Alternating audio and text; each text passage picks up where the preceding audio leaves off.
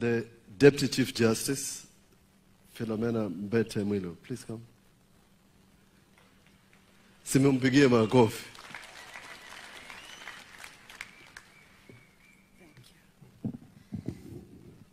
Host Bishop Kasioka na Bishop Salangi Mokie Makueni, Your Excellency the President, welcome to Makueni County, which is one of the many counties in your republic.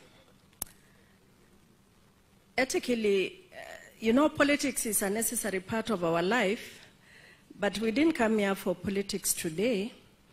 The note I got was tuke kumya mbesa tuake kanisa na cha kwani kumwea umya imbesa mute utala kwa sababu maumya muitala we shall be here very many times.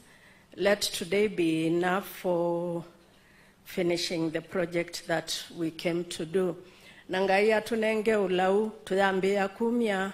Asante, Your Excellency, for what you continue to do, and thank you for being in this hot place called Makueni. This is where we were born and bred, and we love this country. Asatunenge wendo.